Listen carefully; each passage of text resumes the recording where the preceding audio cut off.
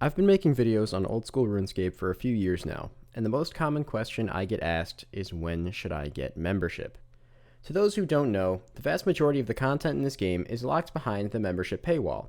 Membership gives you access to a plethora of new skills, zones, and allows you to get some of those items you might remember from your childhood, like dragon armor, abyssal whips, and all that stuff. Now, although membership has a lot to offer, you should make sure to experience the game in free-to-play first. Maybe running through a few quests, or set yourself some goals, and if you still enjoy playing the game after that, then of course take that next step. I always encourage players to try the game out for at least a few days before deciding they want to become a member, and I pretty much always encourage buying your first month or two of membership if you can afford it. To those of you who haven't played the game in a while and might not know, you can actually pay for membership with an in-game currency known as a bond, but the methods available to make the money to purchase a bond as a free-to-play player would require on average about 20 to 30 hours to get there, and most of the methods to make that money are pretty grindy, which can ruin the enjoyment of the game for most people, which is why I said I would encourage just spending the $11 or $12 for your first month of membership.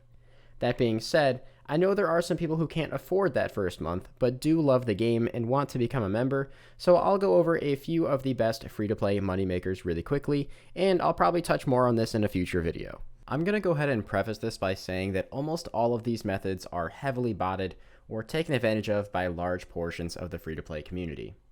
Originally, I was going to mention the PvP minigame Last Man Standing here. This was a great way for free-to-play players to experience lots of aspects of membership while earning GP and having no input cost. You made money the better at the minigame you were, and bots had almost no negative impact to the actual players trying to earn bonds. However, Jagex recently decided to gate the money-making of this activity behind membership, so that's no longer an option. A few things you can do to start off now would be, first and foremost, just train your account. There are things you can do in the end game of free-to-play, like chopping U-logs, that can be done in your downtime or on mobile. Unfortunately, it takes a while to get to that point as free-to-play, but it's probably one of your better options. You can also buy items from general stores for cheaper than they are worth on the Grand Exchange, and there are quite a lot of them, and sell them at a markup. And if this isn't the route you're looking for, the other big thing to do would be look for certain item spawns that are worth a lot, like red spider eggs. Or maybe even just do processing tasks that don't give XP, like filling jugs of water and other things that people just don't want to do. These methods are a great way to get your first few 100,000 gold, which once you have it, the best option is probably flipping on the Grand Exchange. This is a bit more difficult to do in free-to-play as you're fairly limited with the items you have, but the site GE Tracker is very helpful, so I will leave a link to it down in the description. The best time to do this would be overnight, where you can make passive money, but you can also do it actively or while doing some of the more tedious moneymakers that I just mentioned. The reason that I emphasize just buying your first month of membership is because, again, those free-to-play moneymakers are extremely tedious and honestly not the most fun things to do in the world. And that's coming from a player who has a lot of hours logged on this game.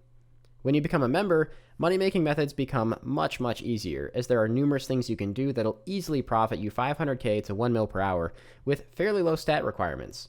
Things like catching implings, which can actually net you around 1 mil per hour profit after just a few hours of training Hunter. Clue scrolls, which get way better at higher stats, but always present the opportunity for huge rewards, and even things like birdhouse and farm runs, which give you huge amounts of opportunity for passive GP gains. Again, the biggest suggestion that I have for players before diving into members' content is to experience what free-to-play has to offer first. Maybe make it a goal to complete Dragon Slayer, free-to-play's biggest quest, and if you're still enjoying the game, go for membership after that. Ultimately, only you can really decide if membership is right for you. OSRS is a game that does require a lot of time input to get to the late game content, but it's also something that can be done passively, especially because it has a mobile app, which is great for AFKing things. And there's a lot of fun things to do along your journey towards the end game. You don't have to be in the top 1% of players to enjoy the game, and speaking from personal experience, I've put well over 10,000 to 20,000 hours into this game, and I still find tons of things to do and have fun with. I will also be giving away a few bonds to random comments on this video, so make sure to leave your RSN down below, as well as like the video and subscribe to the channel. I'll be making some specific money-making type videos soon, so keep your eyes out for those. If you have any questions, you can join my clan chat Dabe, and I hope you guys have a great day. Thank you so much for watching, and peace out.